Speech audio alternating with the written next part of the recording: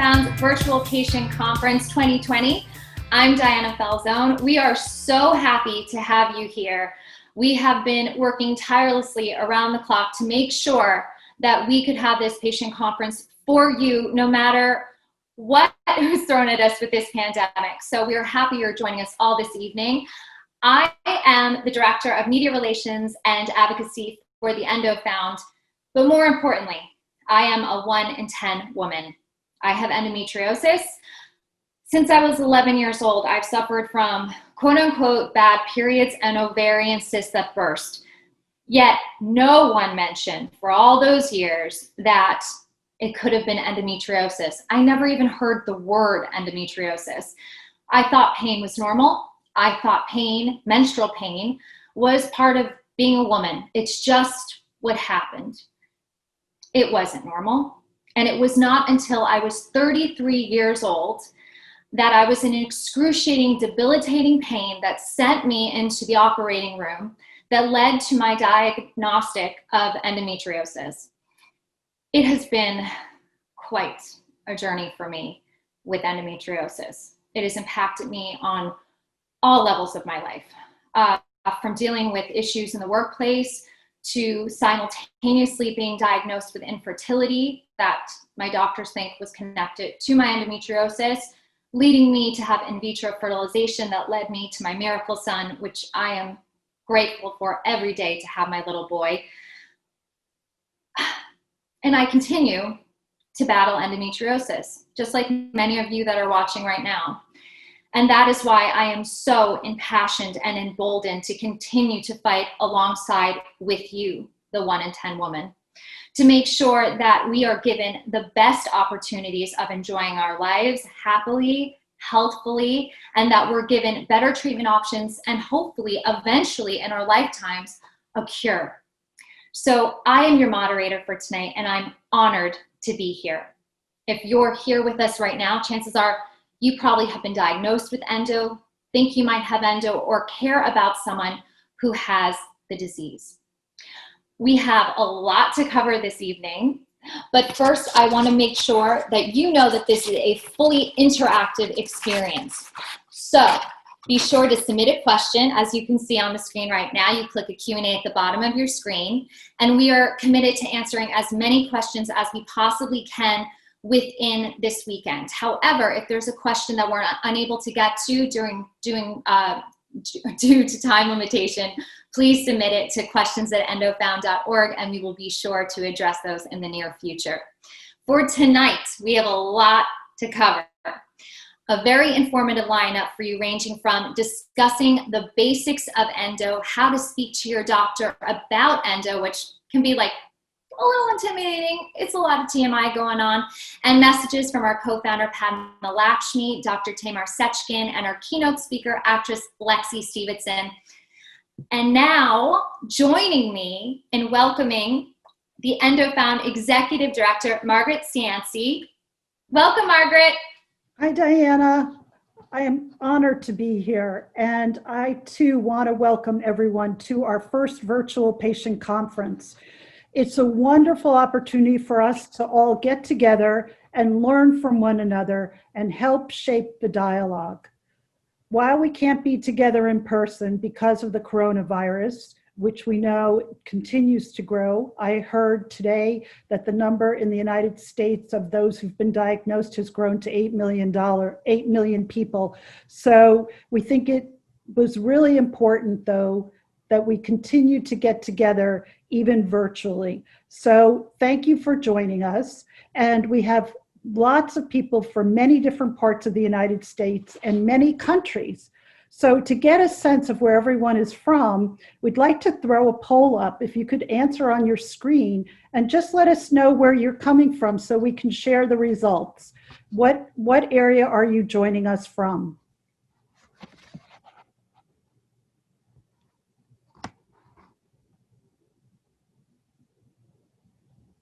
We're just waiting for the results so we can see, so we can share it with everyone.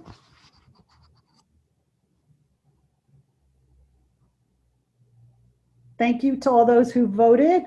Okay, and we have a large percentage of people from the Eastern time zone, but we also have people joining us as far away as South America, Australia, New Zealand, and Europe. So thank you very much, as well as from all across the United States. It is really our honor to welcome you. Before we hear from our founders, we thought that it would be a great opportunity for us to remind you of what the missions of the foundation is. Our mission is based on 4 pillars: awareness, education, research, and advocacy. When Padma, Lakshmi, and Dr. Tamer Seckin founded the organization over a decade ago, it was to build awareness of endometriosis and to remove the stigmatism and the taboos of the disease. One of the programs to build awareness is through conferences such as this, our annual Patient Day conference, which is dedicated to you and your continued advocacy. We also build awareness through our fundraisers, where we recognize those who are advocating and fighting for a better future for women's health care. This spring, we also launched our Period Now program to help tackle period poverty in partnership with period.org and other organizations. Another important pillar of our mission is education, and our goal is to help empower our community and to educate the medical community. Through programs such as our Empower and Educates, we have been educating students, both male and female, about the disease and how to advocate for themselves. And we've been doing this in states in the United States, as well as 6 countries, and we continue to build this network. We also will continue to develop resources for many different members of our community, including some of the new resource hubs that we launched this summer. And we will continue to educate the medical community through our yearly international medical conferences. We support research, and to date, we have given over $1 million in grants to research institutions in the United States and around the world for developing better diagnostics and treatments. One such collaboration is with Northwell Health here in New York State through a program called the ROSE Study. And the goal of the study is to increase the genetic understanding of endometriosis and the role of stromal cells. EndoFound will continue its efforts to fight for change through its advocacy efforts. These include helping to pass the menstrual disorder and endometriosis education bill in New York State. New York State is now the only state to include menstrual disorders and endometriosis in their health curriculum for students in grades 7 through 12. And we will continue to lobby for additional research on the national level, including working with our new endometriosis congressional caucus led by Congresswoman Abby Finkenauer. All of this would not have been possible without your input, without your advocacy and your support. Thank you for being a part of our community. Diana? Thank you, Margaret, for everything that you're doing, to leading the charge, to raising awareness, and to make a real change for all the women and people with endometriosis. Now, Margaret, I'm curious about you and what led you to being passionate about this cause.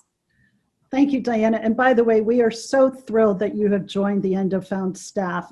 We just truly appreciate everything you've always done as a very active patient advocate. And we are really delighted to have you both as a member of our staff as well as our moderator for this weekend. So thank you so much in advance.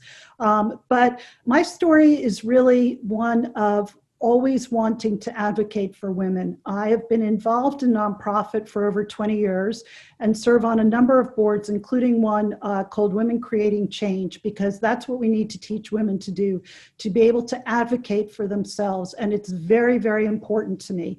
As part of my background is also very much working with disease foundations, including working with a cancer organization where we help to develop immunotherapy treatments, which are now the fourth treatment in the armament against cancer. So for me, it's always been about fighting diseases that have not necessarily been understood.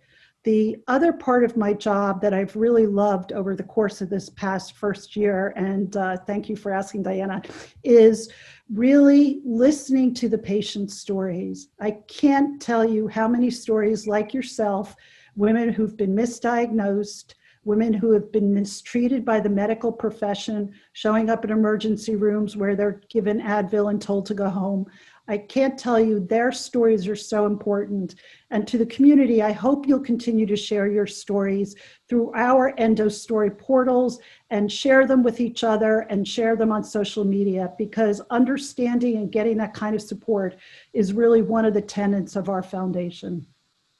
Yes, yes. Thank you. Thank you so much. We are very fortunate to have Margaret as our executive director, and we are very, very grateful to have Padma Lakshmi, who has a very special message for all of us tonight. She's the co-founder of the Endometriosis Foundation of America. She also is the ACLU Women's Rights Ambassador and UN Goodwill Ambassador. She is a fierce lady who is fighting fiercely for women's causes, including endometriosis. Hi everyone, I'm Padma Lakshmi, one of the co-founders of the Endometriosis Foundation of America, and I want to welcome you to our virtual Patients Conference, the first of its kind. I hope you enjoy this program. I hope you get a lot of information, and more than anything, I hope you get to share your stories with us and with each other. We co-founded this organization over 10 years ago to be advocates for you, the patients with this terrible disease. We've made great strides in the last decades, and with you in mind, we'll continue to make those strides. Thank you so much for being here. We really appreciate your participation.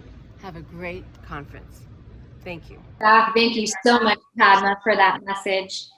We are now joined by co-founder of EndoFound and endometriosis excision specialist surgeon, Dr. Tamer Seckin. Dr. Seckin, hi, welcome. Hi, am I online? I believe so. Okay, hi everyone. Well, first let me say hello. This is New York City. I want to say hello to everyone around the world who are tuning in. Thank you. It's a big deal. Friday night, work is over. Maybe you're stranded through COVID at home. It's a great privilege that you are joining us. We are humbled. And I think this is one of the most exciting events I'm doing over internet. We are connected to hopefully more than 1,600 people around the world. Yes, we have a big group joining us tonight. And like you said, it's great that they're willing to give up their Friday night to join us. And you have devoted over 30 years of your life's work into endometriosis. Why were you so drawn to this specific illness, Dr. Seckin? Diane, you're giving away my age and everything, but this is the fact. I am more than 30 years more than that, but I will answer your question, but my memories really go back. I can't help to share my hard disk here. More than 10 years ago, really, we started the Endometriosis Foundation in 2006 with some passionate patients. We could never come out. It was only for Padma that she made us public. She said, you guys cannot sit on it. We got to move forward. And I also supported that. You know, Padma has a way of putting the shame of endometriosis. For a woman like her, and don't you agree, she looked terrific. She's beautiful. She exercises vehemently, I know that. She watches. She's a beautiful person. Well, you know, overall, You know, she's the first lady of endometriosis. She said, look, it's not about the way I look, it's about how I feel. This is the way I feel. She has, this is public knowledge, multiple surgeries, unfortunately, and then fortunately, she was really diagnosed and she took the flag over. You know, this carries me to really, when you think of shame and femaleness, as a man, it's different. You may not believe it, but when it comes to endometriosis, we are unisex. There's no man and woman. We are one. Our phenotypical outside appearance, our sexes doesn't matter much because man also shares woman's life, and man is always and very intimately involved with the life of woman with endo. And they suffer also because they cannot help. Yeah, and when you love someone and you see them suffering, you very much want to help. I have many friends that have endo, and I've spoken to their husbands, their boyfriends, their partners, and you know, even mothers of daughters that have it, and so, family members. It definitely impacts. So that brings me years ago. That is really true for endometriosis. When President Ford's wife, Betty Ford, came out with her breast cancer, everybody in 1980s, everybody said, "Whoa, what's going on? Breast cancer. She's talking about her private parts. Cancer, so what?" You know what they did to the whole woman? At that time, 5-year survival rate for breast cancer was not more than 40%. 60% of the women died, maybe more, when they diagnosed within 5 years. Guess what? Today, 90% of the women who are more than 90% of the women who are diagnosed with breast cancer lives and they're cured. Why? Why? Early diagnosis, early detection. Mm-hmm. It is true for endometriosis too. Early diagnosis, early detection, recognition, timely intervention, tissue-based diagnosis does it with gold standard, good quality surgery. I have to say that. So for that thing, I give her a lot of credit. She's the first lady of endometriosis. After that, many celebrities came because Padma came out. So let's move on. COVID times, it's uncertain times, very interesting things are happening. I hope our listeners are either COVID positive, they're saved. COVID negatives, good luck. I am negative too. Hopefully the virus has lowered its virulence. If we get it, we could make it. So please though, I want to share something with you. This is about very important. This is the big news in the United States, ladies and gentlemen, from New Zealand to South America. Maybe you don't know about this. Is Chris Christie, very presidential nominee and very cute guy. He's a very sweet guy, actually, except his politics, whatever. We're not going to get into that, but he's president's main advisor. This slide is about politics versus science. Why science is overwhelmingly important than politics. Because Chris Christie got the COVID with Trump. He was in ICU, almost dying maybe. We don't know the details. I don't want to exaggerate. But you know, after he came out from ICU, this is what he said. I was wrong. I was wrong not to wear a mask. I was wrong not to wear a mask at my multiple debate prep sessions with the president and the rest of them.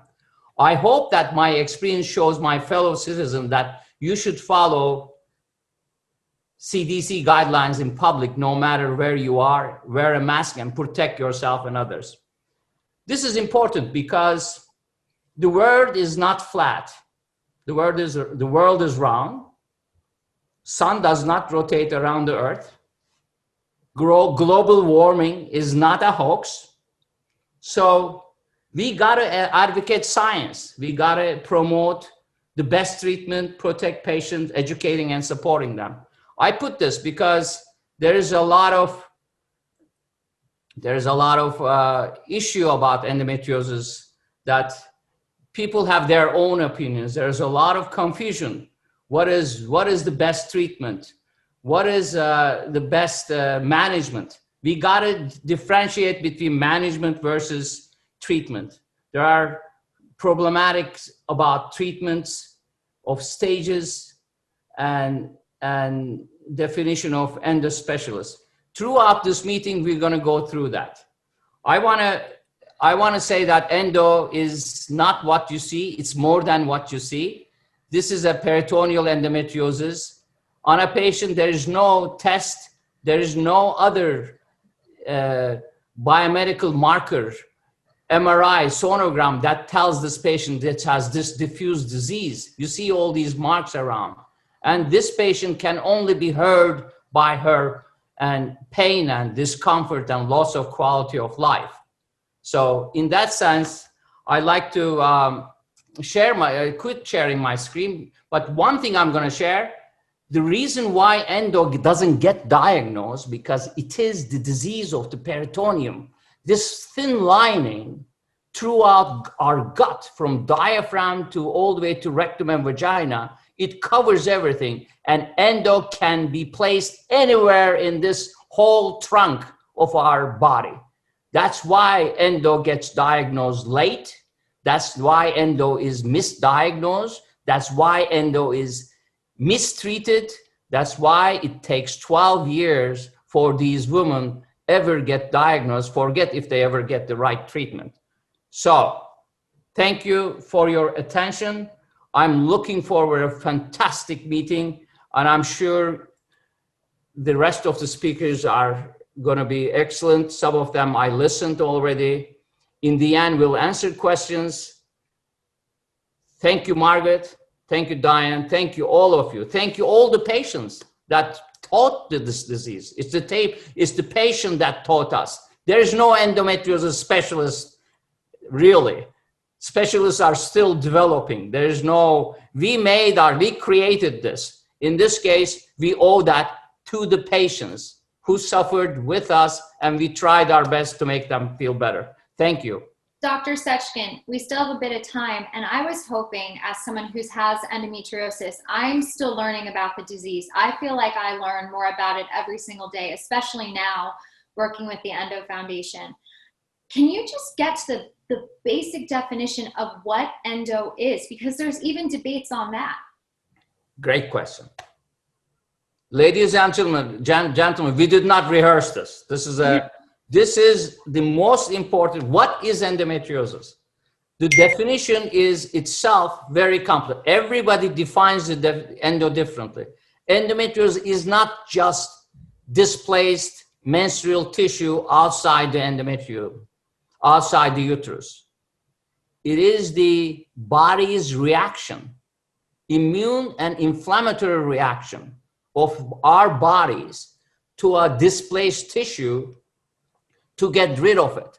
When you try to get rid of it, the war starts, and that war ends up with inflammation. The result of inflammation is scarring, adhesions. Those scarring eventually affect the organ function. It affects primarily at the peritoneum level. We don't see it, and that's where everybody is fooled. That peritoneal endometriosis can be the most painful pimple in the body that you don't see. Yes. Write that down. The most painful pimple part in the body, that little implant on the peritoneum. So that inflammation is the key. So it is the displaced endometrium, the body's reaction, but fibrosis, and it causes inflammation. It affects from the mind, psyche, all the way to your guts and sexual function, bladder function, everything else, because there's a real inflammation. And these patients are truly affected. They're anxious, they are stressed. In the end, they're depressed due to not getting help, developing distrust, even to their parents, to their caregivers. Their relationships are disrupted. Their workforce, most productive time of their lives are disrupted. So in that case, when you say, what is endometriosis? Endometriosis is really, in medical sense, is the fibrosis that causes the organ dysfunction, not the head of the pimple. It's the redness around it. Am I clear on this? No, Do you follow me that? That makes a lot of sense too, because we hear constantly it's chronic, it's inflammatory endometriosis. There's also something that I experience, unfortunately, every single month, and it's endobloat. You can Google pictures of it, and it shows how one day you can feel perfectly normal. You can eat the healthy. Oh, you're talking about endobelly. Yeah, endobelly. Endobelly is, it's not the doctors did not create endobelly. Patients created it. And it's a true thing. I do get pictures all the time. True thing. I mean, I used to tell my mom I could literally try to drink water for 2 days straight, and the endobelly would be there no matter what I would do. Great. Why is that? Is that because of inflammation? Yes. Well, I forgot to tell you the most key portion of the definition: estrogen-dependent inflammation. So every month, as the hormones pushes, when the period happens, you have to think that there's mini periods happening inside the abdomen from the areas that I described that does not bleed out. They bleed, but it stays inside. So that is endobelly. All the chemicals that are secreted from that inflammation, all the temperature that locally is there, which you don't get a fever, but there is some degree of inflammatory action there that affects the belly the same way you feel fatigue, you're tired, you have headache, you have nausea, you're depressed, everything and toto from your psyche to endobelly. That's the effect of the estrogen. The disease is estrogen dependent. It becomes when the estrogens kick off, really with menarche, it really ends with menopause, but we will discuss there is endo after menopause. And this is why we have an entire weekend devoted to endometriosis and to the patients, because there's a lot to cover. It's compact, it's complex. There's no way that we could do this in 72 hours, but we're going to do our best. Absolutely. To at least give as much information as possible. Dr. Seckin, you will be part of this weekend, jumping in for Q&As for the rest of the evening to answer the questions that we might have for patients. So please continue to stay with us. For those joining us, thank you so much. I'm Diana Falzone. I have endometriosis. I am also doing my best to fight for advocacy and awareness, and I am the media relations director here at the Endo Found.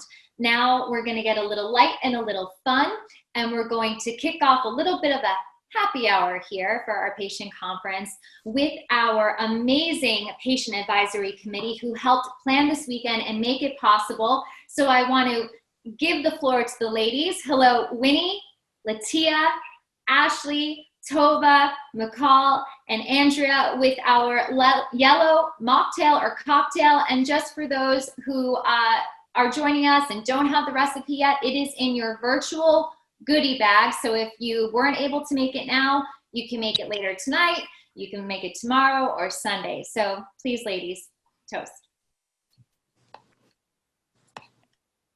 Hello. Welcome to Endo Found's virtual patient weekend. I'm Ashley, and I'm here with the Patient Advisory Committee. We are so excited you're joining us.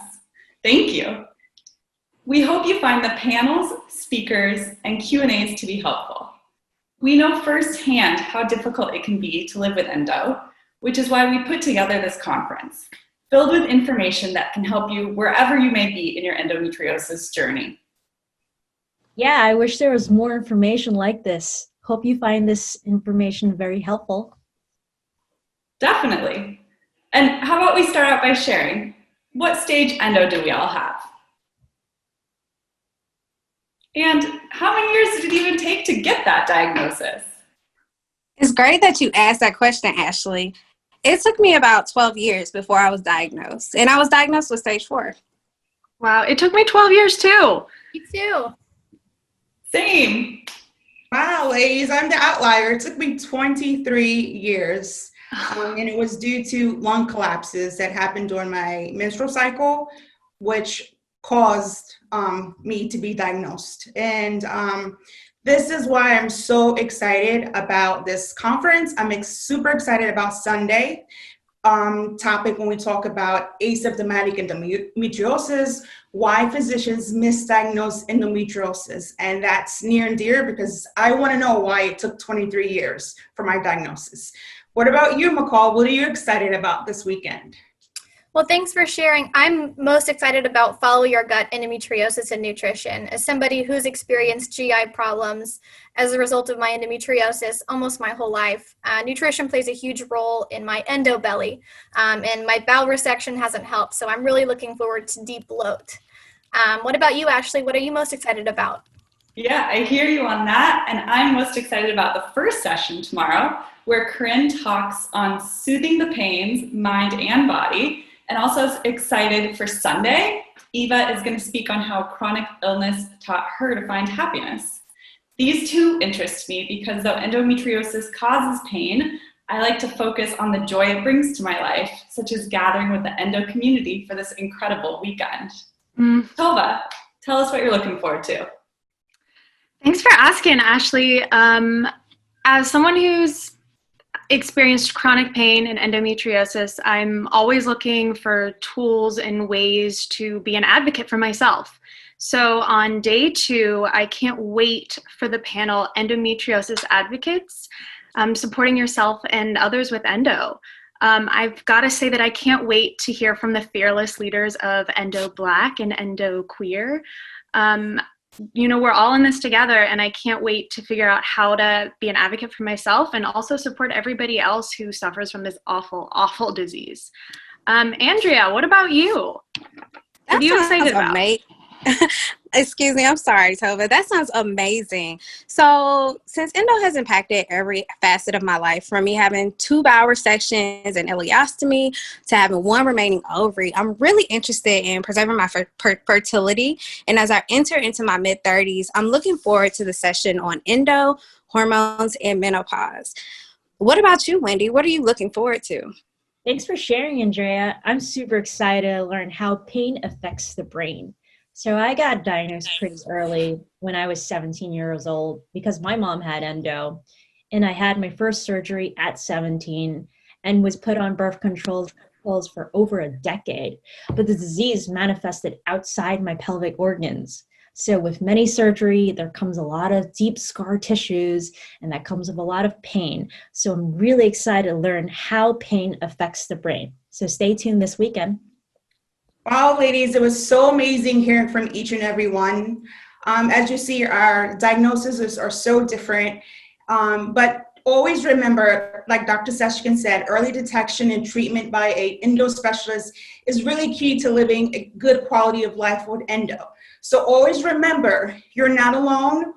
We are all in this together. So let's cheers to living our best life in 2020 with our little yellow cocktails. Cheers! Cheers! Cheers!